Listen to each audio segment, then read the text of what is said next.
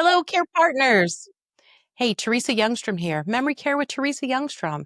So great to see you all today. Thanks for coming back.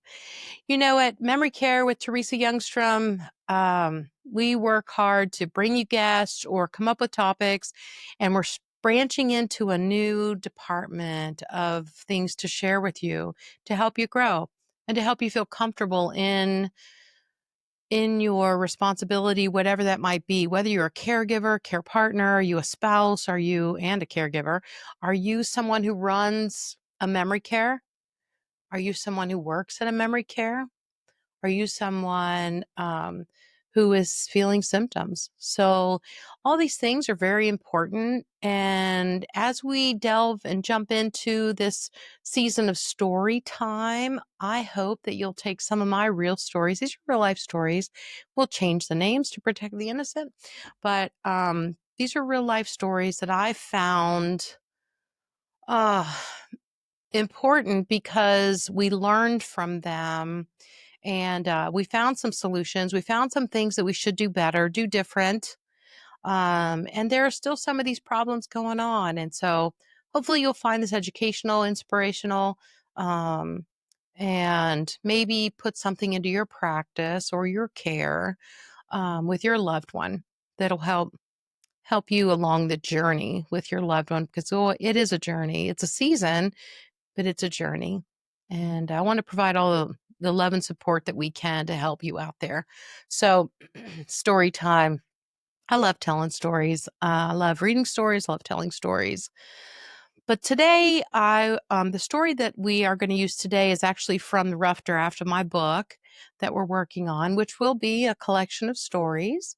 Um, and the story starts off with back in the day when I was working for a private duty company. And a gentleman and I started this private duty company and it was rocking and rolling. We were doing great. And I was a registered nurse on board at a non-skilled private duty company. And so that was so cool because in Ohio, most of those non-skilled private duty companies don't have a registered nurse on staff. They have lots of great people. But so it was so great. I got to um, write the care plan for all of the new patients and residents for the first few years and meet with so many families and get to counsel. And so here I was doing counseling before I ever knew I was going to be a consultant. Um, but it was just all of how things in your life work together, isn't it? God has a plan. So anyway, a gentleman had called and he wanted some private duty care. He was moving his mom, gosh, from the home. He was trying to move his parents closer to where he lived so he could care for them better. Very well intentioned. And he had called our company to get some private duty help because he was moving his mom into a memory care community that I was very familiar with. And so our what they were hoping for was to provide care from the time she got there in the evening, and he felt like she would be good after midnight once she was asleep, that the caregiver could probably go home, and then they would bring care back in the morning so that she did have someone to show her around the new memory care unit. Because you and I both know that if you take someone who has Alzheimer's, which she did with, her, that was her diagnosis with her symptoms of dementia. This little lady was probably mid 80s. She was still ambulatory, but she had lived in that home he moved her out of. That was his childhood home. And he, was my age. And so this was a big change for her. And you know what it's like to relocate someone who has memory issues, especially the short term kind. So you can tell them in the moment that, we're moving to this place, but when they wake up in the middle of the night and don't recognize where they are, it can be very frightening. So afterwards, maybe we'll talk a little bit how we should have done it better and learn from this experience. So I can tell you that we had a great caregiver in there. The evening went extremely well. She was comfortable. She was content. She wasn't anxious. She went to bed quite easily. Caregiver left. It was kind of ironic that This particular memory care had been um, it had been an assisted living wing that they turned into memory care. There were two very long halls that curved around, and you couldn't see the end of the hall while you were. It's like, how far does this hall go? Which was good and bad for folks that had the memory issues, especially finding their room again. And they were identical on each end of this big long of the unit where they were. So it was ironic that the caregiver on one end, not the end where my lady was admitted, um, that caregiver had worked for us, the private duty company that I was a part of. And so she knew me, and my goodness, all those caregivers had my cell number. It was just how I wanted to do it. I never wanted any of those caregivers to be afraid or left high and dry, because honestly, you can't teach them about every situation that might happen. And so, just so they had confidence going into the next home and the next situation or the next hospital or wherever they were sent into, I wanted them to have my cell number. So, I thought everything was going fine. About 2 in the morning, I get a text from the gal who used to work for us, and she said, "We got a problem here, and they're about to send your lady out to a behavior unit." And I'm going, "Oh no!" So I called the son, and we decided to both rush over there. And so I got there first, and here, of course, there are fire trucks and the EMS people, and you're going, oh my word. And I walked in past them going, I got this, I got this, I got this. And I didn't really know if I had this, but I I just wanted to kind of de-escalate the situation. So we get up on the unit, and apparently she had woke up. We don't really know what time, but the caregiver that was on that end of the memory care found her out in the hall, knocking on the other doors, crying, yelling, afraid. She was just wearing her brief, poor thing, and she was so afraid. And they didn't really know how to approach, didn't seem to, and we'll talk more about that in a minute, or how to help reconcile the situation without escalating it. And guys, the fact is, there are good and bad techniques when it comes to caring for someone in a crisis situation. Gosh, and I learned it the hard way. I made so many mistakes with my own mom. But Teepa Snow taught me so many fabulous techniques, and I became just an absolute student, scouring the internet and books and whatever I could find to get more information on how to do better and give better care. And how do we de-escalate a situation? So apparently she was very frustrated, and this caregiver had little experience and was trying to pull her and handle her, and the woman started swinging, and this caregiver panicked and hit 911. And hence that's now we got the fire department there and the EMS and everybody. And the goal was to haul her away. And so I get up on the unit, and there were three people pulling on this little bitty person, and she is so worked up, and she is cussing and crying and screaming and swinging, and it is just a terrible situation. And I said, I got this, I got this, I got this. Hey everybody, I got this. Back away, back away. And I approached from the front, and I'll call her Caroline, just for the sake of her privacy. And I approached from the front. I checked my tone and my body language. Guys, remember something. The words don't have near as much meaning as your tone and your body language. So check it at the door before you come in, okay? Take that deep breath. Leave your problems and challenges outside. They got enough problems and challenges, right? So don't bring those in with you. But in this situation, I needed to be on my best. And with my tone and body language, I'm a pretty calm person anyway, most of the time. Having worked in the ER of a trauma, level one trauma center, full time nights for 4 years, I guess I know what a real crisis is. Ask my kids, they would say, "Oh, mom's not going to be upset about that." That's not gonna give us a reason to stay home. So, it was kind of a running joke we had in the house, like, "Yeah, that's not gonna rock my mom's world. She's gonna be okay with that."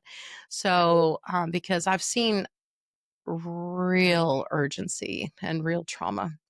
So, anyway, came in, I approached from the front. Remember, we always approach from the front. Why do we approach from the front? That's right. They lose peripheral vision. This stuff, the ability to see out here. Frequently, by the time you've got a diagnosis, we probably got scuba mask vision. What did I say? That's right, scuba mask. Think about wearing a scuba mask. What can you see? Well, yeah, you can see what's in front of you. Can you see what's to the sides? Or my mom wouldn't even have awareness what was to the sides or behind her. Her entire world was right here. Do, do, do, do, do. And it seemed like, she'd be hollering where my dad is, and he would be right here. She could have touched him, but it did not compute. So anyway, we always approach from the front, and we don't touch someone until we have permission, until they have awareness that we're there. And so Teepa says, on her positive physical approach, that we stop their arm's length and our arm's length distance away from someone, in front of someone, right? With our tone and body language checked. And maybe we put a smile on your face, okay? And kind of start setting the mood, the tone of what's going on. Hey, Teresa the nurse. We don't lean in, right? That can be threatening. Hey, Teresa the nurse. Why do we show the empty hand? Something we learned from Teepa. Well, because if there's paranoia going on, you know what? They may suspect you have baseball bats or handcuffs or something worse. Hey, Teresa the nurse, so great to see you. Hi, I got this. And so with this situation, because she was so rah and crying and carrying on and so upset, I said, Caroline, Caroline, it's Teresa. Oh, I'm here. It's going to be okay now. All going to be okay now. I gotcha. I gotcha.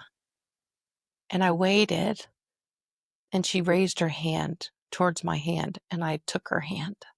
And then I was able to pull her in and wrap my arms around her and give her a hug and just let her start to settle down. Our job is to de-escalate the situation. Frequently, we have to validate in order then to de-escalate. See, she was just plain distraught. It wasn't like she still had, like she was yelling about something or complaining about something or threatening something or mad about someone stealing her purse or needing to go home. And I would have to validate that by getting on her team saying, oh my gosh, I know. You know what? We better get our coats and let's make a list of what we need to take with us. My goodness, let's sit down just for a minute so we don't forget anything. Oh, and then a few minutes goes by and you're like, oh gosh, I really need a snack. And you start moving the focus away from the going home and into something else, redirect.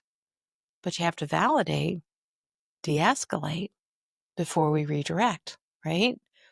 So I pulled her into me. She was a little bitty thing. And she cried. And I said, I gotcha. It's okay now. I've got you.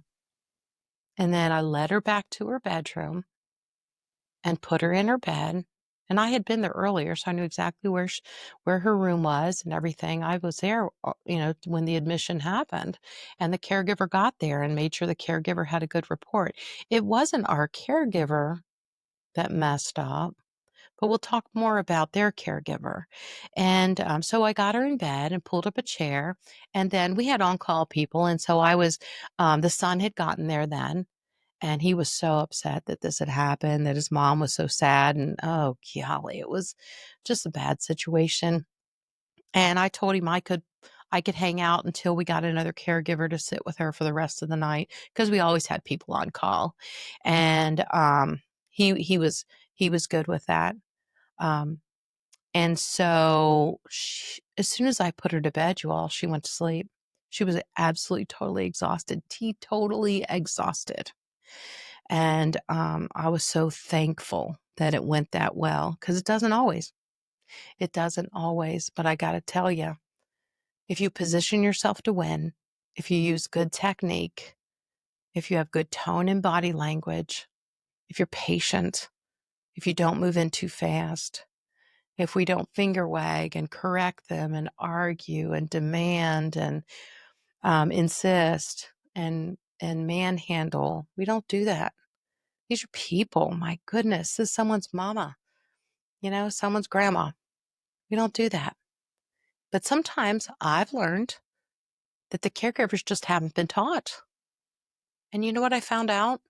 The caregiver who was caring for the residents on that end of the hall had never worked the memory care before in her life. They were short staffed. They ended up pulling her from another unit in the building. And there was independent, assisted, and memory in that building. And so they had pulled her from somewhere else. She didn't know any of these residents. She also she didn't have a good routine on how to do the care that needed to be done. And so what she had done, because I interviewed her later to try and see how we could come up with a better plan so this doesn't happen to the next resident who is new in the building or they find afraid and out in the hall looking for, how to go home. And what I learned is that she had just decided that every 2 hours she would go check on the residents. Well, 2 hours is a long time to not walk down those halls and at least listen and look. And the fact is, if you don't realize that you've got a brand new resident, like I would certainly give a brand new resident a lot more supervision, observation to make sure that things are good so that they don't escalate like they did. um, I remember having a gentleman once get distraught and he was looking for something. He had been an executive and here he was in a memory care, but in his mind, he didn't see that. And they had provided his desk and a lot of materials and books and folders for him, which was great on the family's part. But he was tearing his room apart looking for something. And it's just so important for caregivers to be well trained to understand dementia. The other thing that we learned is that in that building, the memory care folks didn't have any more training on memory care than the assisted living caregivers.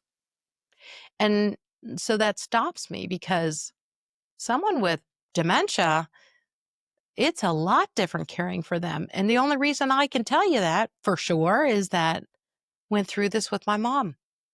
And I have to tell you, I was very naive. And even as a seasoned registered nurse, I thought you just be nice to them. It'll be okay. Wrong again.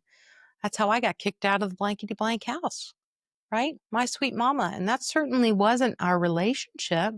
But her brain was broken. She had no logic. She had anosognosia. She didn't see her own disease.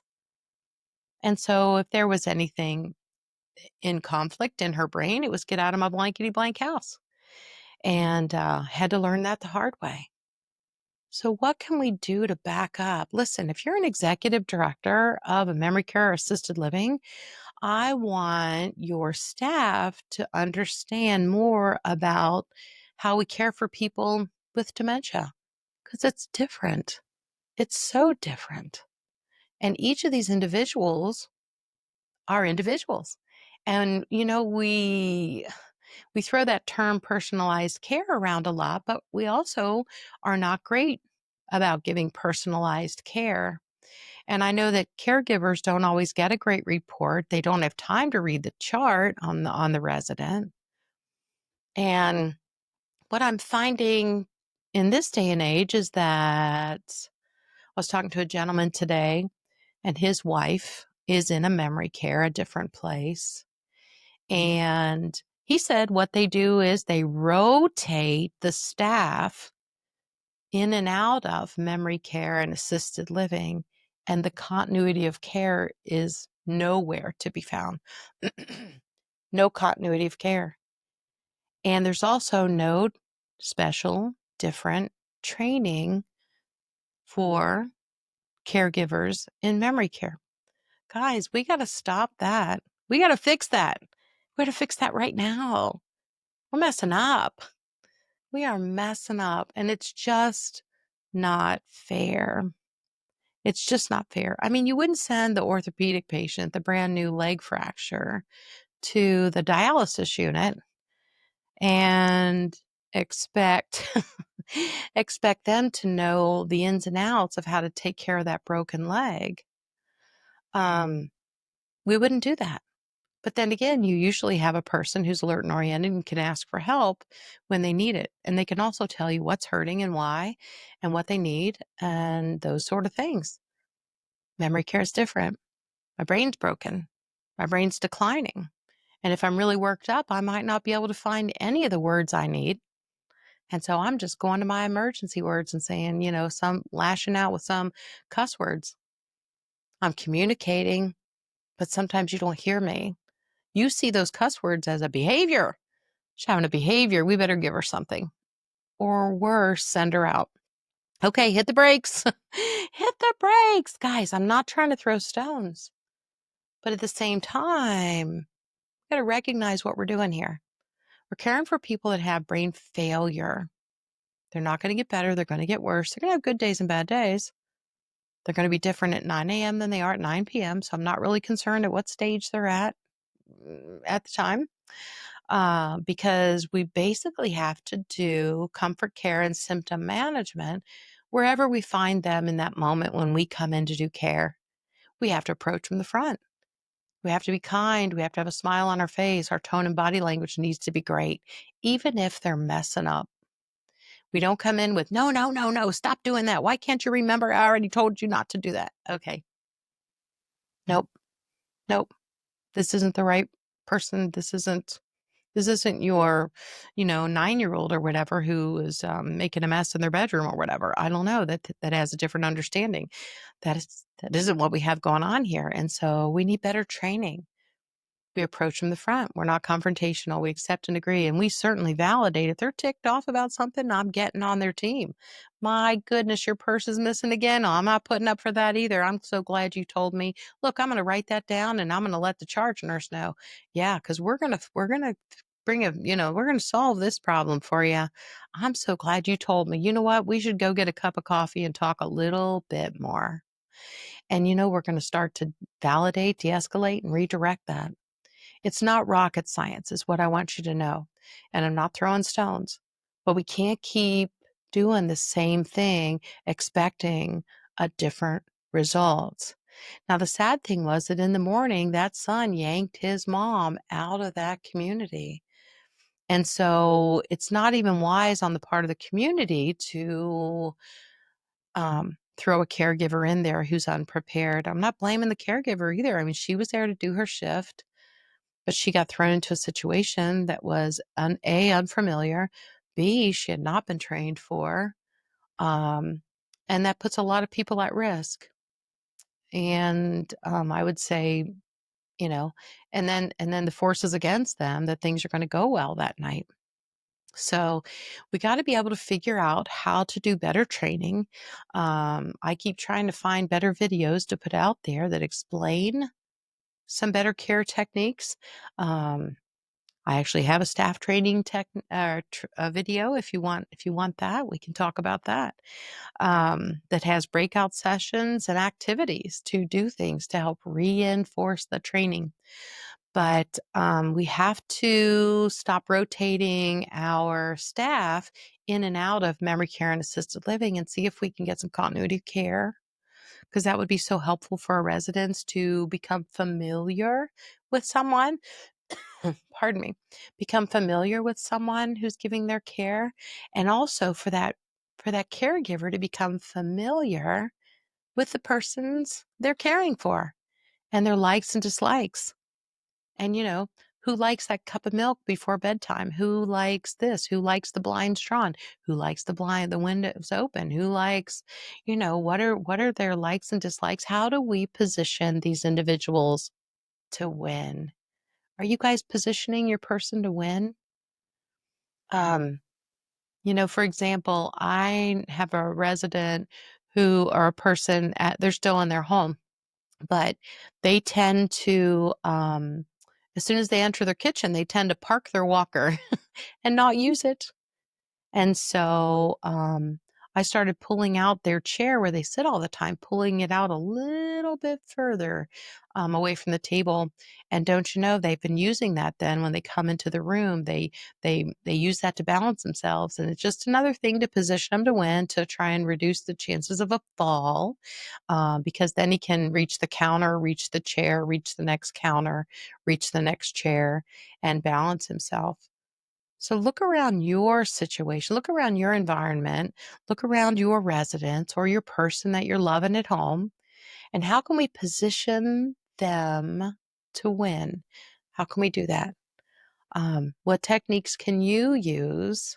What can we learn from the situation today with our woman who spent her first night in a memory care, and unfortunately it didn't go well. There were multiple factors that it reasons why she fell through the cracks.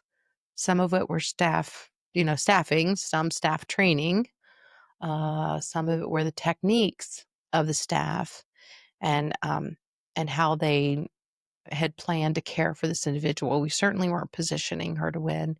In hindsight, in a perfect world, what I would tell you to do, you want to move your mom into a community? Well, in my world, I'd bring private duty into my home for a couple of months and let her acclimate and get a relationship with a couple of the caregivers. And then when we transition into the community, let those caregivers go with her. Let them still care for her and be a familiar voice and face with her.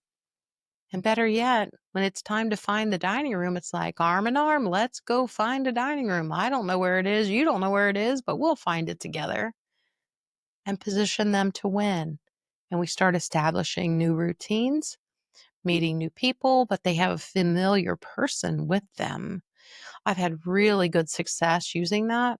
And and then you can wean. I know it's expensive for a short time, but and then we wean the help out as that person acclimates and gets used to and has new relationships with new people in her community.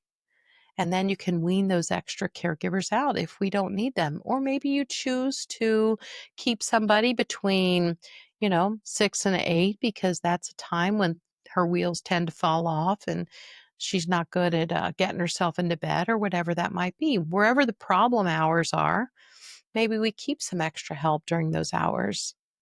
You can get creative with it. Think outside the box. It's just like going to the hospital. I'm not sending my person with dementia to the hospital and leaving them there. Definitely going to be with them or have someone with them or hire someone to be with them, even when they get moved to a room, it's unpredictable. One of the hardest things we do to individuals with brain change, with memory failure, is to change their environment, change their location, even if it's temporary. That really pulls the rug out from underneath them, and for them to wake up and all of a sudden realize they do not know where they are and things are very unfamiliar. Um, then the wheels can really fall off. And sadly, the hospital or rehab, whatever it might be, they frequently don't have the extra staff to send someone in there to be with her all the time. And so we typically resort to the pharmaceuticals. And I'm just sorry about that because some of these pharmaceuticals are no longer appropriate for seniors, yet we don't have better ideas. And so let's step back and rethink our situation. And I would bring in private duty first. Even, I mean, to have a warm body at the bedside who can hit the call light when, before they fall out of the bed and break the hip, that's still a good thing. And, but if they need extra training, boy, we're putting lots of videos out, guys. Go through the podcast, see what you can find. There's one on do they really know they have dementia? Hello. And we'll talk about that. But we have nearly 100 podcasts available for you now. You can find them on YouTube or Spotify, but really they're available on the website, teresayoungstrom.com. You can go there and find season 1, season 2, and that's just basically what we've done last year and this year. Um, Eventually, I'll get them sorted into a few categories that might be helpful. But, there's one of me and lots of you. So getting everything done that needs to be done, we're working on that. But I hope that this story was helpful. I hope that we've learned a few things and that we'll do it better next time and that we'll understand a few of the techniques like approaching from the front and watching tone and body language. And let's get better training. Memory care staff needs better training. They should be trained differently than the assisted living staff, okay? Because they're gonna have different situations, and honestly, you know how many residents on assisted living have early dementia? Lots, and, lots. And, we just let them stay there as long as they're safe and they're not exit seeking and they're not going in everybody else's room and stealing their things or being a problem. So we just need more. We need more memory care training. And if there's anything I can do to be a positive stroke in that area, that would be good. And I'm happy to help. So I'm Teresa Youngstrom. This is Memory Care with Teresa Youngstrom. I hope that you will like and share and subscribe so that we can keep expanding the folks that we're able to help with these informative podcasts. So this has been Storytime. You'll get another story another day, but this will be a story that'll be in the book when it comes out. I'm Teresa Youngstrom, and keep in mind now, you got this.